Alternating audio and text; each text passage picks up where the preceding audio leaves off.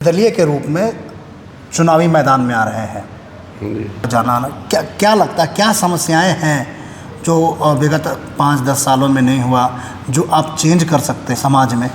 जी पूरे देश में मोदी की गारंटी चल रही है जी बगोदर के विधायक जो हैं वो भी चुनाव में हैं जी वो बगोदर मॉडल को प्रस्तुत कर रहे हैं। जी। आप किन किन मुद्दों के साथ चुनाव में जाएंगे? गांडे में 450 मीटर से ज़्यादा सड़कें बनी है, 100 से ज़्यादा तालाब बना है। गांडे के विभिन्न गांवों के जो कच्ची गलियां थी वो पक्की हो गई हैं। गांडे में मैंने 7 पावर सब स्टेशन का निर्माण कराया, एक बड़ा पावर ग्रिड का भी निर्माण कराया, जिससे पूछाइए गांडे से, लोगों से पूछिए, देखिए। गांडे की आप बात कर रहे हैं, मैं बगोदर की बात कर रहा था क्योंकि वो भी उम्मीदवार हैं। हाँ, इसीलिए मैंने बताया ना। हाँ, मैंने दोनों बात मैंने इसलिए कंपेयर किया। हाँ। क्योंकि आपने क्वेश्चन किया, मैंने कंपेयर किया। अच्छा, कैसा है, मतलब जो है जो वोटर्स हैं हाँ। आपके प्रति कैसा रुझान है?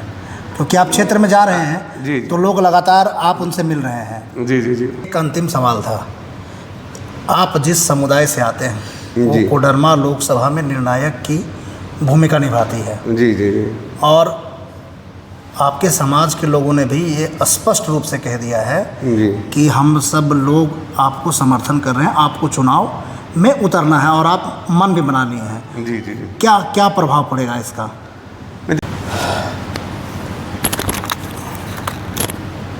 नमस्कार, जोहार।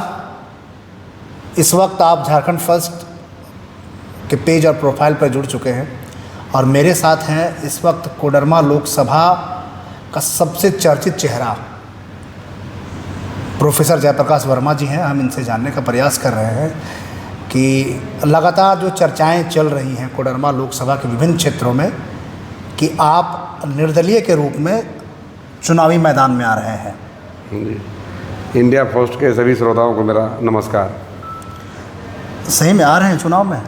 निश्चित रूप से, मैंने पहले भी कहा और तमाम कोडरमा लोकसभा क्षेत्र की लोगों ने भी इस बात के लिए अपील किया कि आपके जैसा व्यक्ति को लोकसभा चुनाव में आना चाहिए। आपने जो कार्य किया है अपने विधायकी काल में, उसके बाद भी पूरे इंटायर कोडरमा लोकसभा क्षेत्र में आपका जनता से मिलना, जनता की समस्याओं के समाधान के लिए तत्पर रहना, ये तमाम चीज़ें दर्शाता है कि आप एक अच्छे जनसेवक के रूप में विगत 5 वर्षों से काम कर रहे हैं। ये लोगों का ही मानना था कि आपके जैसा योग्य व्यक्ति को इस मैदान में आना चाहिए। सर, लगातार आप पूरे कोडरमा लोकसभा क्षेत्र का दौरा किए हैं। जी। मैं आपके सोशल मीडिया हूँ, लगातार हर जगह आपका जाना आना, क्या क्या लगता है, क्या समस्याएं हैं जो विगत 5-10 सालों में नहीं हुआ, जो आप चेंज कर सकते हैं समाज में?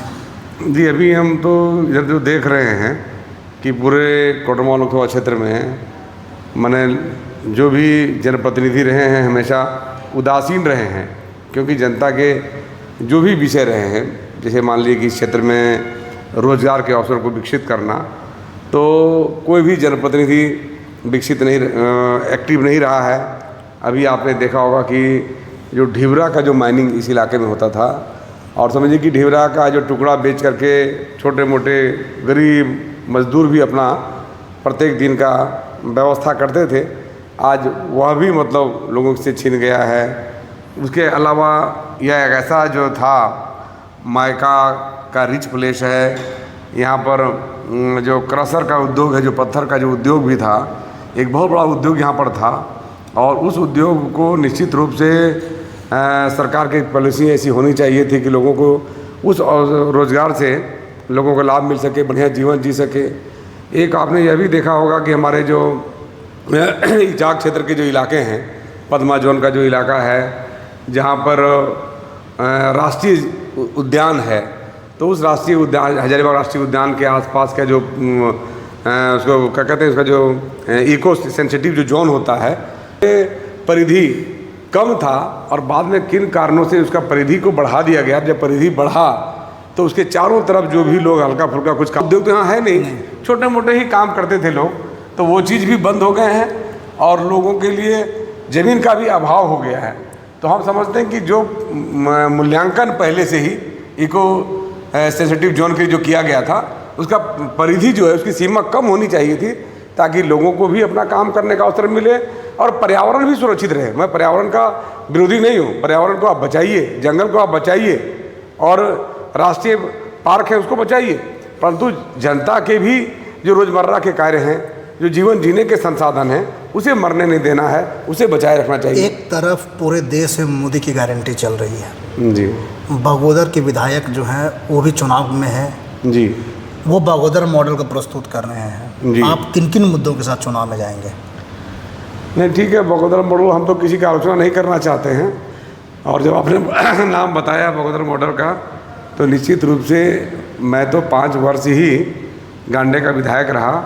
आप देख सकते हैं कि गांडे को हमने किस प्रकार से सजाने का काम किया है। गांडे में 450 मीटर से ज़्यादा सड़कें बनी है, 100 से ज़्यादा तालाब बना है, गांडे के विभिन्न गाँवों के जो कच्ची गलियाँ थी वो पक्की हो गई हैं।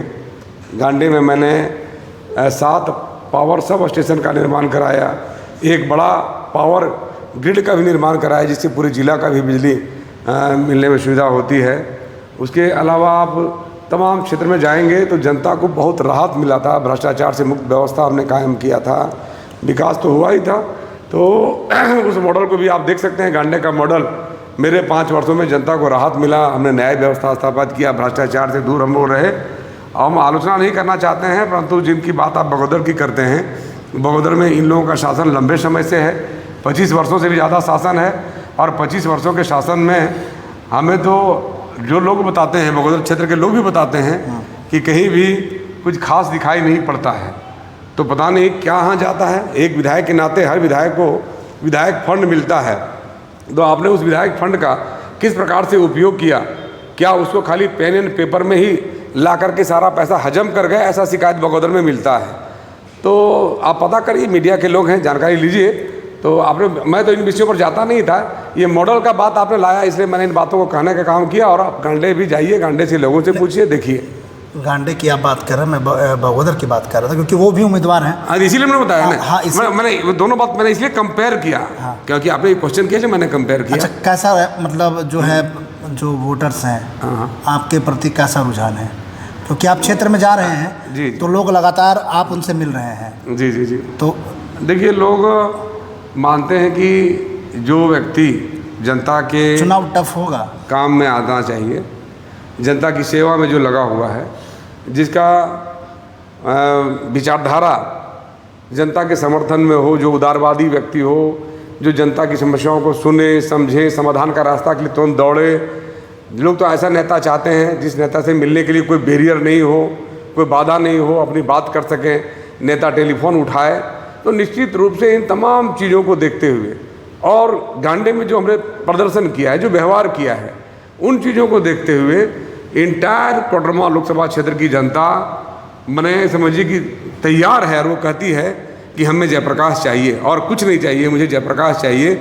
और आप उन्हीं जनता के कहने के आधार पर ही, उनके डिमांड के आधार पर ही मैं यहाँ पर निर्दलीय कैंडिडेट बन रहा हूँ, क्योंकि उन्होंने कहा कि आपके साथ अच्छा नहीं हुआ और हम लोगों के साथ अच्छा नहीं हुआ। केवल आपके साथ नहीं, यहाँ कोडरमा की जनता के साथ अच्छा नहीं हुआ कि आप जो है राजनीतिक दल से प्रत्याशी नहीं बन पाए। इसलिए राजनीतिक दल मायने नहीं रखता है, व्यक्ति मायने रखता है, और आप चुनाव लड़िए, हम सब आपके साथ हैं। एक अंतिम सवाल था, आप जिस समुदाय से आते हैं जी। वो कोडरमा लोकसभा में निर्णायक की भूमिका निभाती है। जी जी जी। और आपके समाज के लोगों ने भी ये स्पष्ट रूप से कह दिया है जी कि हम सब लोग आपको समर्थन कर रहे हैं, आपको चुनाव में उतरना है, और आप मन भी बना लिए हैं। जी जी जी। क्या क्या प्रभाव पड़ेगा इसका? चलिए, बहुत अच्छा बात आपने कहा कि अपना जो लोग है कुशवाहा समाज के लोग, इन लोगों ने अपनी भावना से मुझे अवगत कराया, और उन्होंने कहा कि नहीं, हम लोग एक अच्छे नेता की तलाश में हमेशा रहते हैं, और केवल जाति होने के कारण ही आप अच्छा नहीं हैं, आप एक अच्छे व्यक्ति हैं। आपका व्यवहार, आपका संस्कार, जनता की सेवा की भावना जो आप में दिखती है, इसलिए हम तमाम लोग आपको चुनाव के लिए आमंत्रण कर रहे हैं। और मैं आपको बता दूं, केवल कुशवाहा समाज ही नहीं, यहाँ जितने भी जाति के धर्म के लोग हैं, वो तमाम लोग एकदम हाथ जो है तो फैलाए हुए हैं मेरे स्वागत में, मुझे अपने सीने में लगाने के लिए, अपना एक एक कीमती वोट देने के लिए। वह अगर हम धर्म की बात करें तो अगर मुसलमान धर्म का लोग हमारे क्षेत्र में हैं तो वो लोग तैयार हैं, सिख धर्म के लोग तैयार हैं, ईसाई धर्म के लोग तैयार हैं, उसके अलावा हिंदू के जितनी भी जाति के लोग हैं, अगर कुछ लोगों ने बांटा है, कोई एफसी, कोई ओबीसी, तो जो भी बांटा है, परंतु मैं किसी को बांट नहीं रहा हूँ। मैंने तो देखा कि सभी लोग खड़े हैं, क्या ओबीसी, क्या एसटी, क्या एससी, तमाम लोग जो है इस बात के लिए खड़े हैं कि आपको चुनाव आना है और हम लोग इस बार कोडरमा में एक इतिहास रचेंगे, एक अच्छे व्यक्ति को चुनेंगे, वह निर्दलीय से हो या पार्टी से हो, ये मायने रखता है। यही कोडरमा लोकसभा क्षेत्र की जनता की मांग है। नामांकन कब तक? नामांकन का एक बढ़िया तारीख हम लोग तय करेंगे, देखते हैं, जो भी डेट तय होगा आप लोगों के माध्यम से हम लोग तमाम क्षेत्र की जनता को भी सूचित करेंगे और बेहतर नामांकन होगा। ये थे जयप्रकाश वर्मा जी। ये तमाम सारे सवाल, चुनाव कैसे लड़ना और कब नामांकन, ये सब सारी बातों पे चर्चा कर रहे थे। बने रहे झारखंड फर्स्ट के साथ। नमस्कार, जोहार। जी नमस्कार।